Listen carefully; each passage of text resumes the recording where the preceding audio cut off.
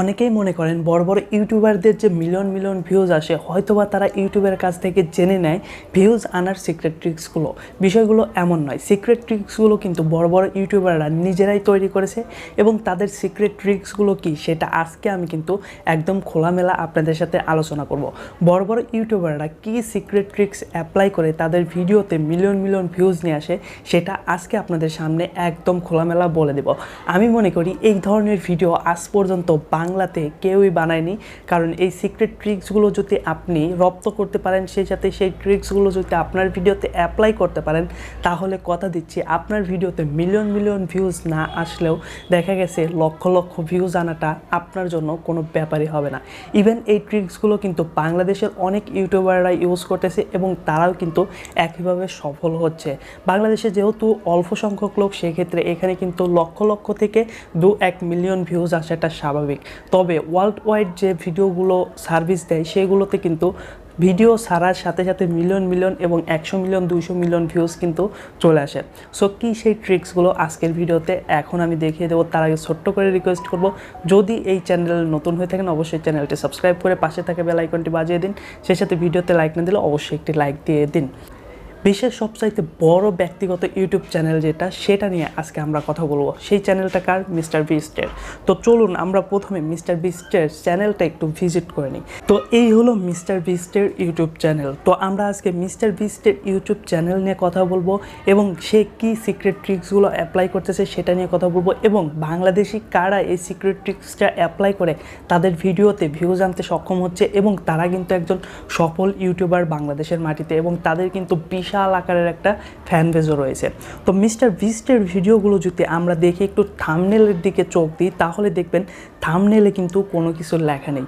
যদিও কোনোটাতে লেখা আছে, সেটাতে শুধুমাত্র একটা থেকে দুইটা কথাই কিন্তু লেখা রয়েছে। অথচ এই যে থাম্বনেলগুলো, এই থাম্বনেলগুলো দেখলে কিন্তু আমাদের কাছে মনে হয় যে এই থাম্বনেলের মধ্যে অনেক অনেক কথা কিন্তু লুকিয়ে রয়েছে। সেই সাথে তাদের টাইটেলগুলো যদি আমরা দেখি, তাহলে সেটা কিন্তু দেখা গেছে 50টা শব্দের মধ্যেই একদম সীমাবদ্ধ, মানে 50টা অক্ষরের মধ্যে সীমাবদ্ধ।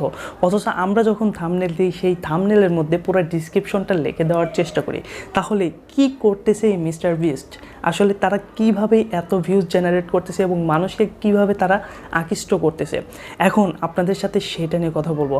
আমি জাস্ট একটা থাম্বনেল আপনাদেরকে এখন দেখাবো, সেই সাথে টাইটেলটা আমি আপনাদেরকে একটু ক্লিয়ার করে দেখাবো।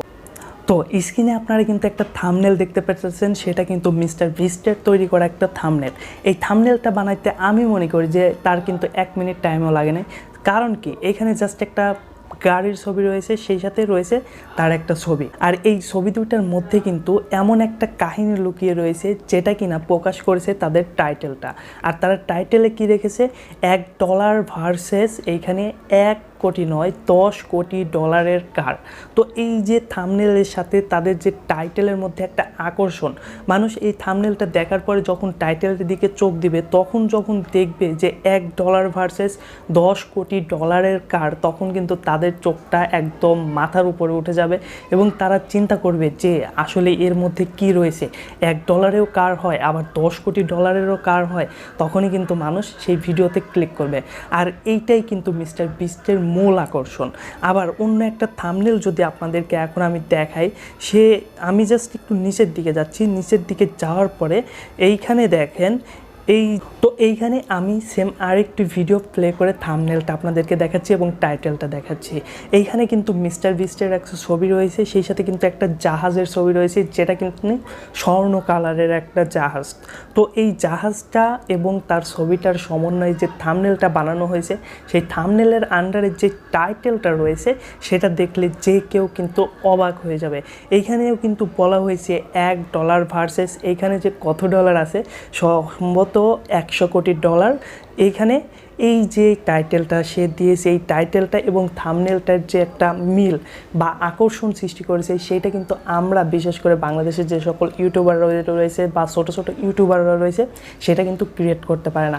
আমরা সবসময় চেষ্টা করি যে থাম্বনেলের মধ্যে পুরো ডিটেলসটা লিখে দেওয়ার, যে এই ভিডিওর মধ্যে কি পাওয়া যেতে পারে। কিন্তু মিস্টার বিস্ট সহ বড় বড় যে ইউটিউবাররা রয়েছে, তারা কিন্তু এই কাজটা করে না। তারা থাম্বনেল এবং টাইটেল দুইটার মধ্যে এত বেশি আকর্ষণ দিয়ে রাখে, যাতে করে মানুষের সামনে চাওয়া মাত্রই কিন্তু সেই ভিডিওতে ক্লিক করে। আর একটা ভিডিওতে মানুষ যখন ক্লিক বেশি করবে এবং সেই ভিডিওটা যখন বেশি টাইম ওয়াচ হবে তখন কিন্তু অটোমেটিক ইউটিউব সেই ভিডিওটাকে বুস্ট করে দিবে। আর যেমনটা কিন্তু হয় এই সকল বড় বড় কন্টেন্ট ক্রিয়েটরদের ক্ষেত্রে, তারা তাদের ভিডিওতে আকর্ষণ তৈরি করতে পারে এবং মানুষকে কিন্তু ভিডিওর মধ্যে আটকে রাখতে পারে, যে কারণে তাদের ভিডিও কিন্তু অটোমেটিক বুস্ট হয়ে যায়, ইউটিউব নিজে থেকে কিন্তু ভাইরাল করে দেয়, যেমনটা আমাদেরও করা উচিত আমি মনে করি। এখন কথা হলো আমাদের তাহলে কি করতে হবে, আমাদেরকে থাম্বনেলটা বানাতে হবে অর্থবহুল একটা থাম্বনেল, অথচ এই থাম্বনেলে কোনো কিছু লেখা যাবে না, জাস্ট রিয়াকশন এবং ছবির মাধ্যমে বোঝাতে হবে এই থাম্বনেলের মধ্যে কি রয়েছে, এবং যদি কিছু লিখতে হয় তাহলে একটা বা দুইটা শব্দের মধ্যে সেটাকে সীমাবদ্ধ করে দিতে হবে। মোট কথা থাম্বনেলকে এত বেশি আকর্ষণীয় করে তুলতে হবে যেটা দেখে মানুষ একদম সেটা দেখার জন্য জাস্ট পাগল হয়ে যায়। সেই সাথে টাইটেলগুলোও এত বেশি আকর্ষণীয় দিতে হবে যাতে করে থাম্বনেল এবং টাইটেল দুইটার মধ্যে এত বেশি আকর্ষণ সৃষ্টি হয় যেটা দেখে মানুষ ক্লিক না করে পারে। তো এখন আমরা কথা বলবো যে আসলে বাংলাদেশে কারা এই ধরনের কাজগুলো করতেছে। তো আমি যদি এখন ইউটিউব চ্যানেলটা আবার সার্চ করি, আরেকজনের ইউটিউব চ্যানেল, সেটা হলো রাফসান দা ছোটো ভাই। তো আমরা রাফসান দা ছোটো ভাইকে হয়তো বা বাংলাদেশের অনেকেই চিনি, কারণ তার কিন্তু এখন বর্তমানে 1.8 মিলিয়ন প্লাস সাবস্ক্রাইবার রয়েছে। তো তার থাম্বনেল এবং টাইটেলগুলো যদি আমরা একটু চেক করি তাহলে কিন্তু সেম টু সেম মিস্টার বিস্টের মতোই আমাদের কাছে লাগবে। তো আমরা যদি রাফসান দা ছোটো ভাইয়ের চ্যানেলের থাম্বনেলগুলো একটু চেক করি, এইখানেও আমরা সেম কাজটাই দেখতে পারি। এইখানে শুধুমাত্র ছবি এবং কোথাও কোথাও যদি সে কোনো কথা লেখেও থাকে তাহলে সেটা একটা থেকে দুইটা কথার মধ্যেই সীমাবদ্ধ, এবং তার টাইটেলগুলোও কিন্তু সেম মিস্টার বিস্টের মতোই। মিস্টার বিস্ট যেরকম দেখা গেছে টাইটেল এবং থাম্বনেলের মধ্যে অনেক বেশি আকর্ষণীয় লুকিয়ে রাখতো, সেমভাবে রাফসান দা ছোটো ভাই এই ইউটিউব চ্যানেলটাতেও কিন্তু অনেক বেশি আকর্ষণ লুকিয়ে রাখা হয়। এখন রাফসান দা ছোটো ভাই কিন্তু শত শত মিলিয়ন ভিউজ পায় না, কারণ তার অডিয়েন্স কিন্তু বাংলাদেশের বেশি, আর বাংলাদেশের জনসংখ্যা অনুযায়ী তার ভিডিওতে যে ভিউজগুলো আসে সেটা কিন্তু একদম পারফেক্ট। এখন মিস্টার বিস্ট কিন্তু সারা বিশ্বব্যাপী ভিডিও বানিয়ে থাকে, যে কারণে কিন্তু তার শত শত মিলিয়ন ভিউজ আসে। সেমভাবে মিস্টার বিস্টের জায়গায় যদি আমরা রাফসান দা ছোটো ভাইকে রাখি তাহলে রাফসান দা ছোটো ভাই কিন্তু শুধুমাত্র বাংলাদেশের মধ্যে বা বাংলা ভাষায় যারা কথা বলে তাদের জন্য কিন্তু ভিডিও বানিয়ে থাকে। সেক্ষেত্রে এই যে মানুষগুলো দেখা গেছে বাংলা ভাষাভাষীর মানুষগুলো যেহেতু কম, সেক্ষেত্রে কিন্তু তার ভিডিওতে ভিউজ আসার সম্ভাবনাটা একটু কম, তবে যেটা আসে সেটা নিয়ে কিন্তু সে স্যাটিসফাইড বলে আমি মনে করি। তো তার এই যে চ্যানেলের থাম্বনেলগুলো টাইটেলগুলো সেম টু সেম মিস্টার বিস্টের মতোই প্রায় কাছাকাছি চলে যায়। তো আমরা এখন স্ক্রিনে যে থাম্বনেলটা দেখতেছি এইখানে এক পাশে লেখা আছে 200 টাকা এবং পরে রয়েছে 20,000 টাকা, সাথে গোল্ড এবং হাতের জিলাপি। তো এই জাস্ট কয়েকটা কথাই কিন্তু এই থাম্বনেলটার মধ্যে রয়েছে, আর কোনো কিছু কিন্তু বিস্তারিত নাই। এবং সেই সাথে যদি আমরা টাইটেলটা একটু দেখি তাহলে এখানে লেখা রয়েছে 20,000 টাকা গোল্ড জিলাপি ভার্সেস 200 টাকা জিলাপি।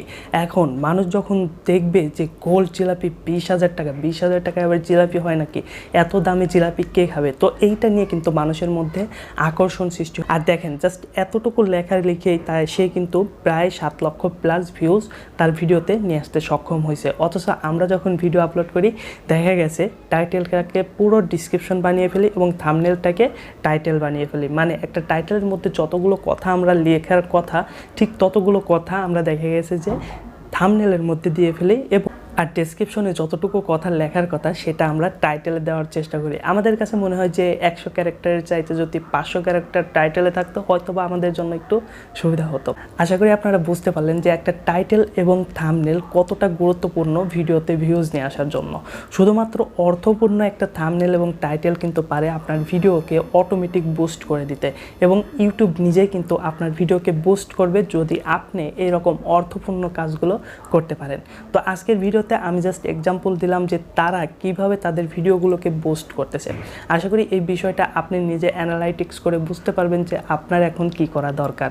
তো আজকের মতো ভিডিও থেকে বিদায় নিচ্ছি, পরবর্তী ভিডিওতে আবারও দেখা হবে নতুন কিছু নিয়ে। সেই পর্যন্ত সাথেই থাকুন।